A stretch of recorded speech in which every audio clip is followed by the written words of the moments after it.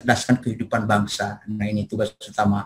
Undang-Undang Sisdiknas nomor 20 tahun 2003. Nah, ini juga bahwa perpustakaan sebagai sarana prasarana pendidikan.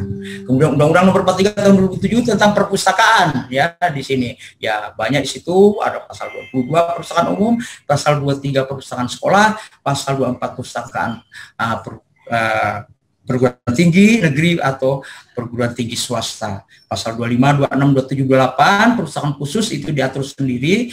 Kemudian pasal 48, 49, 50, 51 pembudayaan minat baca mulai dari keluarga sampai ke masyarakat ataupun tingkat pendidikan.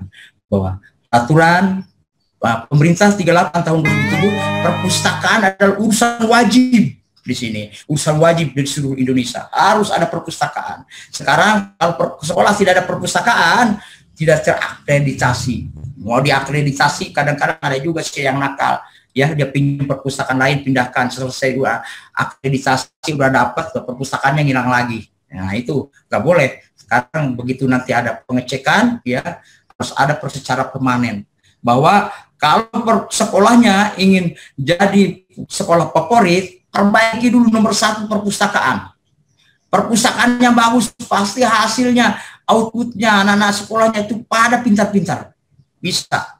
Karena apa? Perpustakaannya bagus mereka. Apalagi seorang kepala perpustakaan harus duduk bersama dengan guru-guru yang lain. Kalau ada memberikan tugas, langsung beri tugas di perpustakaan. Di perpustakaan. Nah, karena kegiatan-kegiatan belajar dan mengajar yang paling efektif ada di perpustakaan, karena di perpustakaan itu, ya, kalau guru kan memberikan pelajaran hanya beberapa jam saja. Belajar yang sebenarnya adalah di perpustakaan, karena perpustakaan juga sebagai pembelajaran sepanjang hayat kita. Walaupun kita udah S3, ya, S2, S1, S2, S3, ya, tetap kita harus belajar, ya. Belajar terus, ya, bahwa belajar, ya, baca. Karena apa? Kalau di dalam Islam kan baca itu wajib membaca. Karena orang banyak baca, banyak tahu, banyak tidak baca, banyak tidak tahu. Ya, orang banyak, bukan pintar. Semua manusia ini semua tidak ada yang bodoh, hanya malas, tidak mau tahu, ya kan? Kalau mau tahu, ingin tahu terus, banyak baca, banyak mendengar, banyak diskusi, banyak berkomunikasi, banyak berinteraksi. Nah, itu akan menambah suatu keilmuan kita dan wawasan kita. Ya, saya percaya kalau guru selalu membaca, ya, karena banyak guru-guru itu tidak kena penyakit Alzheimer. Tahu penyakit Alzheimer? Lupa. Ya kan? Karena di neuron sini kalau tidak digunakan dia akan mengkerut dia. Kalau selalu dipergunakan membaca, udah tersimpan seperti komputer aja, file-filenya banyak di kepala kita nih. Walaupun kita suruh berbicara 24 jam non stop, kita terus ngalir saja. Karena apa? Sudah banyak file-filenya yang kita baca di kepala ini, ya.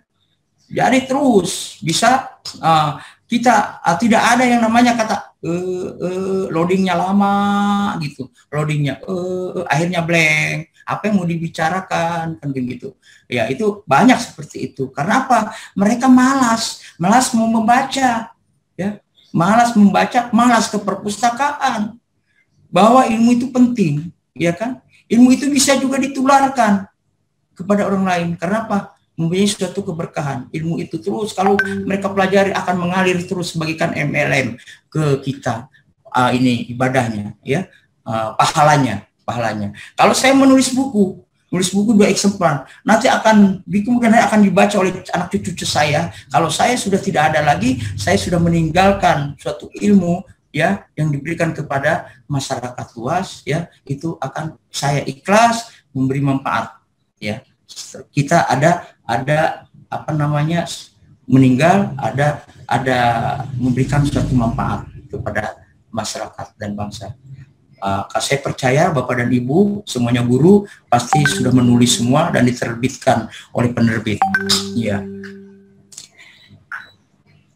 Peraturan 41 tahun 2007 perlunya kelembagaan perpustakaan. Nah, semua di sekolah pun juga harus ada kepala, ya, ada staf, ya.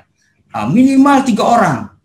Ada kadangkala sekolah itu mengelola perpustakaan hanya satu, jadi kepala juga, ya paling dibantu oleh ini pesuruh.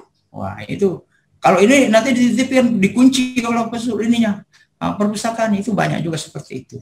Tapi harus ada satu kelembagaan langsung di bawah kepala sekolah, ya, punya staf, ya, dan punya anggaran, punya suatu program, ada jangka pendek, jangka menengah, jangka panjang. Nah itu ya.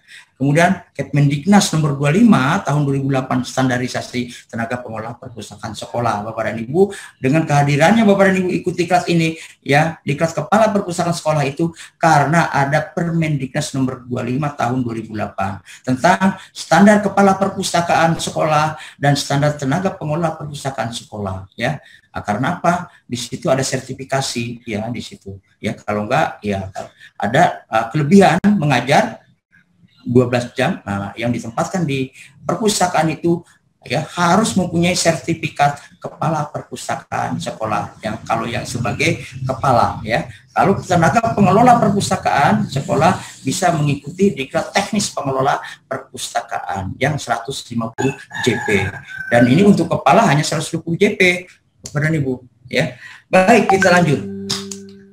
Di sini Bapak dan Ibu ya, tadi pemahaman arti perpustakaan sudah saya sampaikan pada awal-awal bahwa di sini pengertiannya ya, perpustakaan Undang-Undang 43 tentang perpustakaan ya, tadi sudah saya sampaikan pada awal bahwa perpustakaan adalah institusi pengelola koleksi, karya tulis, karya cetak dan atau karya rekaman secara profesional dengan sistem yang baku guna memenuhi kebutuhan pendidikan dan penelitian pelestarian pustakawan ya. Di pasal 7 dan 8, 2 itu ada sanksinya, yaitu sanksinya sanksi administratif nih, kalau tidak melaksanakan. Nah ini bahwa begitu pentingnya bahwa perlu dipasarkan, dipromosikan perpustakaannya. Tanpa dipromosikan bahwa perpustakaan Bapak dan Ibu tidak akan isinya tidak akan diketahui oleh pemustaka. Sebutannya sekarang pemustaka ya, yang pengguna perpustakaan itu pemustaka juga disebutkan di Undang-Undang 43 tahun 2007 tentang perpustakaan di pasal 1 ayat 9 dikatakan bahwa pemustaka adalah seseorang atau sekelompok masyarakat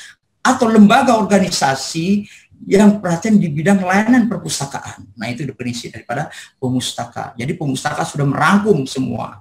Ya, sekarang sebutannya pemustaka ya bagi ini, bagi pengguna perpustakaan.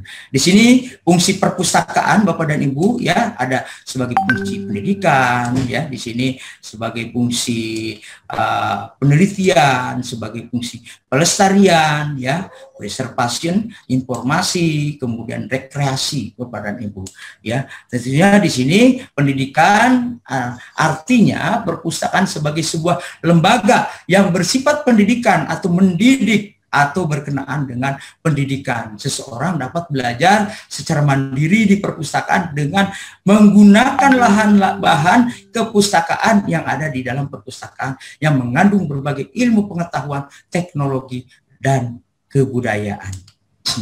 Bapak dan Ibu, untuk penelitian tentunya Bapak dan Ibu kalau menyusun skripsi atau tesis disertasi tentunya butuh referensi atau daftar pustaka. Adanya adalah di perpustakaan yang valid, tidak bukan dari internet www.com gitu ya. Ya itu kurang. Kalau pas ditanya penguji, kalau saya menguji, langsung tanya bukunya warna apa, bingung dia, ya kan? Udah cari dulu bukunya, bingung juga nyarinya di pasar nggak ada, itu repot. Lebih baik referensinya ambil dari perpustakaan. Tahu kita bukunya, ukurannya, warnanya apa, hijau atau biru, ukurannya 16 kali sekian gitu kan. Nah ini, jadi kita harus tahu bahwa secara ilmiah kita harus dibuktikan dengan apa secara teoritis. Bapak dan Ibu, ya, perpustakaan sebagai sebuah lembaga yang memberi jasa dengan penyediaan sumber-sumber bahan penelitian ya tentang suatu atau berbagai masalah untuk mendukung penelitian secara sistematis, kritis dan ilmiah untuk meningkatkan pengetahuan dan pengertian, mendapatkan fakta baru atau yang lebih baik ya. Kemudian di sini perpustakaan juga harus dilestarikan koleksinya ya, koleksinya, pelestarian preservation artinya penanganan yang berhubungan langsung dengan benda atau kerusakan koleksi ya. oleh karena udara lembab, faktor kimiawi, serangga, dan mikroorganisme harus dihentikan untuk mencegah kerusakan lebih lanjut, melestarikan hasil kekayaan intelektual bangsa. Ya, karena apa harus dilestarikan di tempat deposit? Karena semua penerbit yang menerbitkan buku kita ya harus setor ke Perpustakaan Nasional Republik Indonesia atau ke Dinas Perpustakaan dan Kearsipan Provinsi Kabupaten Kota kalau yang di daerah ya. Nah, ini disimpan, didepositkan. Nah, ini akan tercatat dan tersimpan di perpustakaan. Nah, bahwa buku ya semua penerbit wajib ya, karena ada Undang-Undang Nomor 13 ya tahun 2018 tentang serah simpan karya cetak ya, harus diserahkan 2 eksemplar minimal ke Perpustakaan Nasional maupun ke Perpustakaan Provinsi Kabupaten Kota. Kemudian informasi artinya perpustakaan bersifat menyediakan sebagai informasi atau penerangan kepada semua orang ya. Kemudian rekreasi artinya perpustakaan bersifat memberikan sesuatu yang dapat menggembirakan hati dan menyegarkan pikiran berupa hiburan melalui bahan-bahan kepustakaan seperti novel, cerita atau fiksi dan sebagainya. Apalagi kalau ada pustakawan, pustakawannya aja sekarang tidak mau berinovasi, berkreatif gitu ya. Dia datang umpamanya ke rumah sakit, ke tempat jompo, datang untuk pelayanan perpustakaan. Mereka apa yang buku-buku yang mereka senangi di rumah sakit, umpamanya novel dan sebagainya, kasih sebagai terapi untuk pengobatan juga pada mereka. Karena apa? Bisa kalau dia dengan senang, baca buku dia senang sekali, lupa dengan sakitnya.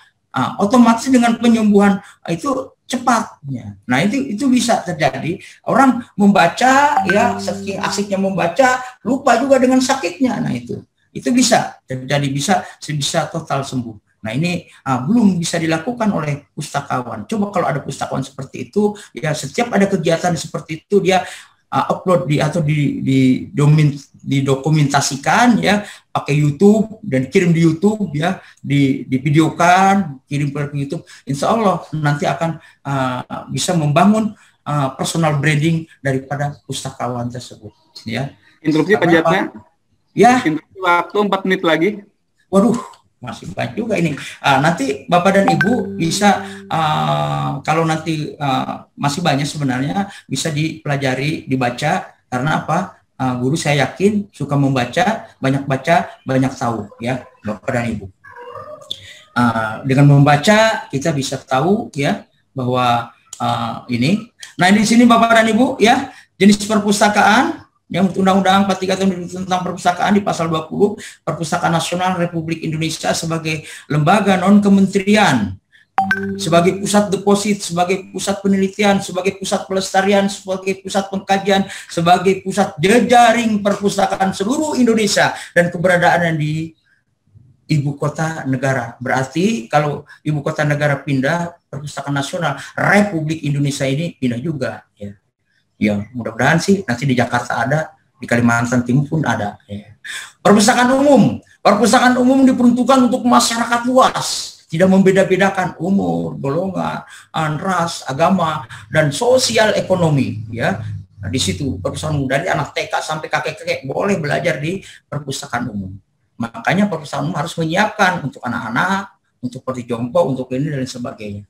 Ya, perusahaan sekolah atau madrasah, perusahaan sekolah terintegrasi dengan kurikulum. Nah, di sini terintegrasi dengan kurikulum dan tempat penelitian sederhana untuk pembelajaran antara guru dan siswa dan murid. Ya, nah ini perpustakaan perguruan tinggi adalah untuk tridharma perguruan tinggi, pengabdian kepada masyarakat dan tempat pengkajian dan sebagai jantungnya perguruan tinggi perpustakaan ya, sebagai tempat pengkajian dan tempat pembelajaran antara dosen dan mahasiswa. Nah, di sini di pasal 25, 26, 27, 28 bahwa perpustakaan khusus itu diatur tersendiri, bahwa perpustakaan khusus yang ada di departemen dan tempat-tempat pendidikan lain. Nah, ini memang di sini perpustakaan khusus ya hanya diperuntukkan layanan secara terbatas di organisasinya dan lingkungan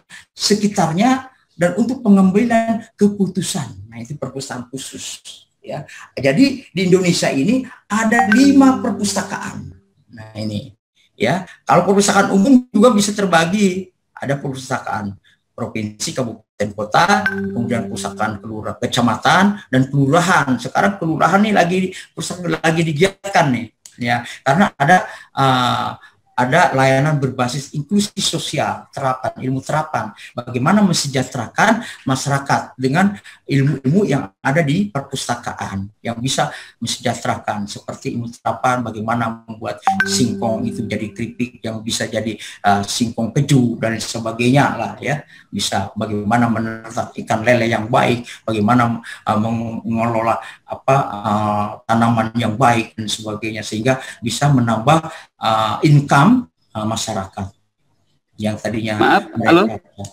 Oke, pengertian pemasaran dan ruang lingkup pemasaran perpustakaan suatu proses sosial yang di dalam. Maaf, ya. Waktu 1 menit lagi. Walah. Mau habis karena jam 9 nanti ke diklat layanan ya. Impasing, Mbak. Oke, mungkin nanti gini aja ya, tugas mereka harus baca, nanti dibuat suatu didiskusikan aja, nanti diskusikan aja peserta, nah saling baca semua, bisa saling sharing di situ, ditukar pikiran, nanti saya lihat di forum diskusi ya Pak Mamat ya. Ya. Ya, oke, di sini pemasaran 1 menit lagi ya. Menit lagi Pak ya. Jadi bisa tambah 30 menit lagi nggak untuk bisa, desain ini brosur? Nggak bisa ya? Nggak bisa. Oh iya, karena waktunya harus masuk ke layanan ya. Ya. Baik ya. Nah, ini 1 menit lagi ya. Oke, pemasaran suatu proses sosial yang di dalamnya individu dan kelompok mendapatkan apa yang mereka butuhkan dan inginkan dengan menciptakan, menawarkan dan secara bebas mempertukarkan produk yang menilai dengan pihak lain. Ini menurut Kotler dan Keller 2009 halaman 6. Nah, pemasaran seringkali digambarkan sebagai seni menjual produk, padahal penjualan hanya merupakan puncak kecil gunung es pemasaran menurut Peter Dexter 197 dalam Kotler dan Keller 2009 ya. Di sini pentingnya pemasaran Bapak dan Ibu ya, di sini bahwa diperlukan kreativitas pustakawan dalam melakukan atau tenaga pengelola perpustakaan ya di sekolah melakukan pengolahan informasi mulai dari collecting, processing, disseminating, and preserving of information di perpustakaan untuk dapat memberikan layanan informasi yang sesuai kebutuhan pemustakanya. Jadi kita memberikan layanan sesuai kebutuhan pemustaka ya, apa yang diinginkan. Nah, harus ada kita kajian pustaka, sehingga kita bukan hanya kita maunya kita adakan buku ini, tapi mereka tidak suka membaca. Tapi kalau mereka yang diinginkan ada di tempat ibu dan bapak, pasti mereka akan datang ya, mencari. Daripada mereka beli, lebih baik pinjam di perpustakaan. Kalau beli cukup mahal juga kan. Nah, ini pustakawan sebagai profesi yang memiliki kompetensi ya, mengelola informasi yang tepat dapat sampai pada orang yang tepat pada waktu yang tepat dan dengan format dan cara yang tepat serta di tempat yang tepat pula. Nah, ini pustakawan juga merupakan pemain kunci yang memiliki kekuatan dan pengaruh untuk mengelola pengetahuan masyarakat, khususnya perpustakaan sasaran. Diperlukan strategi tersendiri yang mampu menampilkan kemampuan pustakawan untuk memasarkan kompetensi dirinya serta fasilitas perpustakaan, yaitu melalui strategi pemasaran jasa perpustakaan.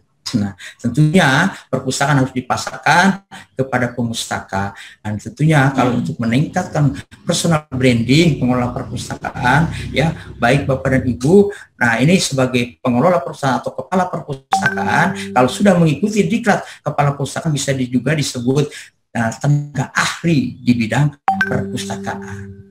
Ya, disebutkan juga di pasal 30 tuh, ya. Nah, bunyinya begini, di pasal 30 dikatakan bahwa perpustakaan nasional, perpustakaan umum pemerintah, perpustakaan umum provinsi, perpustakaan umum kabupaten kota, dan perguruan tinggi dipimpin oleh pustakawan dan tenaga ahli di bidang perpustakaan.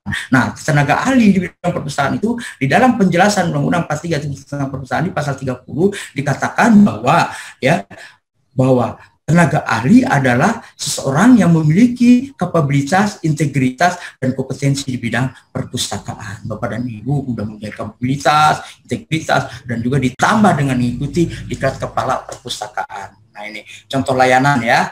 Ya, ini ya sederhana ya, ini nah contoh layanan internet. Waktunya habis ya? Habis, Pak. Oke. Iya. Pak. Cukup ya? Oke, Bapak dan Ibu bisa dilihat aja, nanti dibaca sendiri ya kan, di situ juga ada modul, kemudian ya. Nah, ini sebagai tantangan era globalisasi ya. Nah, ini. Oke, habis ya? Habis. Mohon di-close. Baik Bapak dan Ibu yang saya hormati, dengan waktu yang singkat ini sebenarnya masih banyak yang ingin saya sampaikan Bapak dan Ibu ya, karena waktunya juga tidak terbatas di Zoom ini ya, diberikan waktu karena saya juga harus beralih lagi kepada diklat yang ini. Kebetulan ini bentrok ini jadwalnya, akhirnya mundur yang layanan. Nah, Bapak dan Ibu mohon maaf banget ya, Bapak dan Ibu terpaksa harus membaca ya, dengan membaca kita akan lebih mengetahui ya, jangan malah membaca Bapak dan Ibu ya, seorang guru apalagi ya, karena apa, disitulah kita untuk menambah ilmu pengetahuan kita ya, untuk menambah wawasan kita ya. Nah, ini baik nanti ada di forum diskusi Bapak dan Ibu ya, di forum diskusi bisa saling berdiskusi, tanya jawab. Nanti kalau saya harus balas pertanyaan itu ya kan, wah repot juga kalau banyak ya, tapi saling menjawab ya, saling berdiskusi, jawab ya, nanti saya tinggal membenarkan, oke, boleh gitu ya, nanti gitu. Jadi saya tinggal menambahkan saja gitu. Baik, ya. Bapak Ibu. Ya. Baik Bapak dan Ibu, saya mohon maaf ya kalau ada kata-kata yang kurang berkenan di hati Ibu dan Bapak sekalian semuanya, yang mungkin saya agak tercepat memberikan materi ini karena waktu juga ya. Saya mohon maaf. Saya salam semua, semoga salam sehat semua dan semua sehat, dan semua saya doakan dulu semua ya Bapak dan Ibu ya. Saya akhiri mungkin kalau ada, saya bolehlah berpantun ya, kalau ada jarum yang patah janganlah disimpan di laci, kalau ada kata-kata yang salah janganlah disimpan di hati, dan lapor polisi. Terima kasih, saya akhiri bili topik walidaya. Wassalamualaikum warahmatullahi wabarakatuh. Waalaikumsalam warahmatullahi wabarakatuh. Terima kasih Bapak Sujatna atas sharing informasinya atau ilmunya, mudah-mudahan bermanfaat untuk Bapak Ibu, para kepala perpustakaan sekolah, peserta diklat KPS, dan terima kasih juga atas partisipasi Bapak Ibu peserta diklat KPS atas waktunya. Mudah-mudahan diklat pada hari ini ada manfaatnya untuk Bapak Ibu semua. Wassalamualaikum. Terima